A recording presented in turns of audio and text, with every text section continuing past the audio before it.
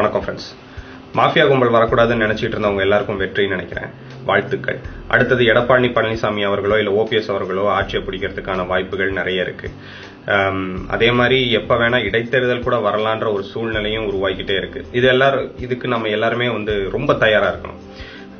திரும்பவும் யாரை தேர்ந்தெடுக்கிறது அப்படின்னு ஒரு குழப்பத்துல இந்த மோசமானவங்களை தேர்ந்தெடுத்தா பெட்டர் அப்படின்ற ஒரு சூழ்நிலை நமக்கு வராம இருந்தா நல்லது. அதுக்காக தான் நம்ம எல்லாருமே இப்ப வேலை செய்யணும்.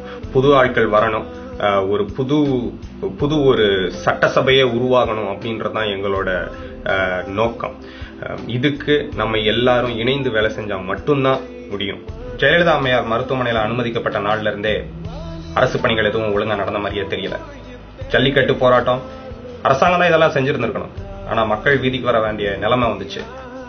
மக்கள் போராடினாங்க, இளைஞர்கள் போராடினாங்க, ஜெயிச்சாங்க. இப்போ இந்த பிரச்சனையிலையும் அரசாங்க பணிகள் அத்தனையும் முடங்கிதான் இருக்கு. அதனால எத்தனையோ ஏழை தொழிலாளிகள், விவசாயிகள் எல்லாருமே கஷ்டப்பட்டுட்டு தான் இருக்காங்க. ஆனா நமக்கு அதெல்லாம் கண்ணுக்கு தெரியாது. அரசாங்கம் வேலை செய்யலன்னா என்ன அப்படின்னு சொல்லி அடிக்கடி இளைஞர்கள் ஒண்ணு கூடி வேலை செய்வாங்க.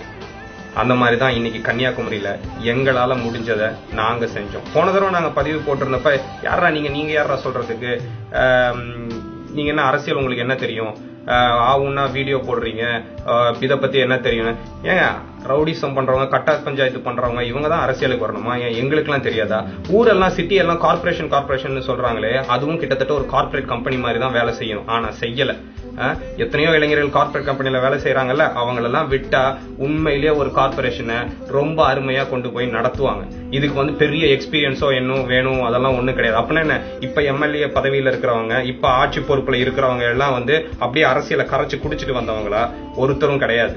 என்ன, நிறைய பேருக்கு பயம், இவங்க ஆள் வச்சு அடிப்பாங்க, மிரட்டுவாங்க அப்படின்னு சொல்லிட்டு. ஏன் நாங்க பேச ஆரம்பிக்கும் போது எத்தனை பேர் எவ்வளவு என்ன சொன்னாங்க, பாருங்க என்ன உங்களை மிரட்ட போறாங்க அது இதுன்னு சொல்லிட்டு. ஆனா இதுக்கு மேலேயும் பொறுமையாவே இருந்துட்டு இருந்தோம்னா வேலைக்கு ஆகாதுங்க. எல்லாரும் பேச ஆரம்பிக்கணும், மாற்றம் வரணும்னு சொல்லிக்கிட்டே இருக்கணும். அரசாங்கம், அரசியல்வாதிகள், அப்புறம் உட்கட்சி சண்டை, ஏகப்பட்ட பிரச்சனை போயிட்டு இருக்கிற இந்த நேரத்துலதான் கன்னியாகுமரி மாவட்டம் நாகர்கோயிலை சேர்ந்த இளந்துளிர், கன்னியாகுமரி மீன்ஸ், ஸ்கிரீனர், இயற்கையோடு பயணம், அப்புறம் தமிழா, நாங்க எல்லாரும் சேர்ந்து வில்லுக்குறி மடையாறு அப்படின்ற ஒரு குளத்தை தூர்வாரி எடுத்திருக்கோம். 20 வருஷமா அரசாங்கத்தால செய்ய முடியல. பசங்க எல்லாம் சேர்ந்து 3 நாள்ல முடிச்சாச்சு. இதுக்கு அரசாங்கம் ஒரு டெண்டர் போட்டு அவங்க செய்யணும் அப்படி இப்படின்னா எப்படி ஒரு 1.5 கோடி ரூபாய் கணக்கு காட்டியிருப்பாங்கன்னு நினைக்கிறோம். ஒரு 25,000 இருந்து ஒரு 30,000 ரூபாய் செலவுல ரொம்ப ஈஸியா செஞ்சு முடிச்சாச்சு. இந்த வில்லுக்குறி மடையாறுன்ற குளம் முன்னாடி எப்படி இருந்தது தெரியுமா? நீங்களே பாருங்க. இப்படிதாங்க இருந்தது. இதை இளைஞர்கள்லாம் சேர்ந்து எப்படி தூர்வாரி எடுத்திருக்கோன்னு பாக்குறீங்களா? இப்படிதாங்க அது இப்போ இருக்கு. இன்னைக்கு கன்னியாகுமரியில ஆரம்பிச்சது, நாளைக்கு சேலம், காரைக்குடின்னு எல்லா மாவட்டங்களையும் நாங்க தொடருவோம். அடுத்தது பாத்தீங்கன்னா கன்னியாகுமரியிலேயே சுங்காக்கடை குளம்னு சொல்லி ஒண்ணு இருக்கு. அதை தூர்வாரி எடுக்கிறது தான் அடுத்த ப்ராஜெக்ட். கிட்டத்தட்ட ஒரு 40-45 ரூபாய் செலவாகும்னு நினைக்கிறேன். ரொம்ப ஈஸியா ஆனா பண்ணி முடிச்சிடலாம். இதுக்கு பெர்மிஷன் வாங்கி ஒரு லேயர் மாதிரி ஒண்ணு ஃபார்ம் ஆயிருக்கு, ஒரு பாசனம் மாதிரி. அதெல்லாம் கிளீன் பண்ணி அந்த மேல இருக்கிற மண்ணை கொஞ்சம் எடுத்து தூர்வாரி எடுத்துட்டோம் அப்படின்னா தானா நீர் சுரக்கிறதுக்கான வாய்ப்புகள் இருக்கு. ஒரு காலத்துல நிறைய தண்ணி இருந்த குளம் அது. அதையும் திரும்ப பழைய மாதிரியே கொண்டு வர்றதுக்கான முயற்சி பண்ணோம்னா ரொம்ப ஈஸியா அது வந்துடும். ஆனா பண்ண முடியல. அதுக்கு ஒரு பெர்மிஷன் வாங்குறதுக்கு கஷ்டம். ஏன்னா மணல் கொள்ள அடிக்கிறவங்க அடிச்சுட்டு தான் இருக்கிறாங்க. நாங்க அதை சுத்தப்படுத்தி தரோம், அதுக்காக ஹெல்ப் பண்ணுங்க அப்படின்னு சொன்னா அரசாங்கம் ஹெல்ப் பண்ணாதுங்க. அப்படிதான் இருக்கு இன்றைய நிலைமை. ஒரு காலத்துல பாத்தீங்கன்னா நீங்க தண்ணி எல்லாம் நீங்க காசு கொடுத்து தான் வாங்கணும்னு யாராவது உங்கள்கிட்ட சொல்லியிருந்தாங்கன்னா ஒரு 30 வருஷம் முன்னாடி நம்மளாம் சிரிச்சிருப்போம். இப்ப ஆனா அதுதான் நடந்துகிட்டு இருக்கு. ஒவ்வொரு துளி தண்ணியையும் நம்ம காசு கொடுத்து வாங்கிட்டு இருக்கோம். காசு கொடுத்தா கூட தண்ணி கிடைக்காத நிலைமை நிறைய இடத்துல வந்துகிட்டு இருக்கு. இப்படியே போச்சுன்னா என்ன ஆகும்னு பாருங்களேன். நம்ம ஃபியூச்சர் ஜெனரேஷன்ஸ் எல்லாம் எப்படி நல்லா இருக்க முடியாது. கன்னியாகுமரி மாவட்டத்துல மட்டுமே ரீசெண்ட் ரிசர்ச்ல நாங்க இதெல்லாம் பண்ணும் போது எங்களுக்கு கிடைச்ச ஒருத்தவங்க 4400 குளம் இருந்திருக்கு. ஆனா இப்ப எத்தனை தெரியுமா இருக்கு? வெறும் 2030 தான் இருக்கு. இப்படியே விட்டோம்னா ஒரு குளம் கூட மிஞ்சாம போயிடும். இது ஒரு மாவட்டத்துல இப்படின்னா ஓவரால் தமிழ்நாட்டுல யோசிச்சு பாருங்க.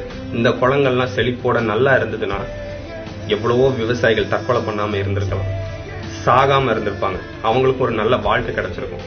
நம்ம மட்டும் நல்லா இருந்தா போதுன்றத கொஞ்சம் மறந்துட்டு தமிழ்நாடு நல்லா இருக்கணும்னு கொஞ்சம் நினைச்சா ஆட்டோமேட்டிக்கா தமிழ்நாடு முன்னேறும். அந்த காலத்துல சொல்லுவாங்கல்ல, இந்த நாடும் நாட்டு மக்களும் நாசமாய் போகட்டும்னு சொல்லி. இனிமே விட முடியாதுங்க. நாட்டு மக்களும் நாசமா போகாது.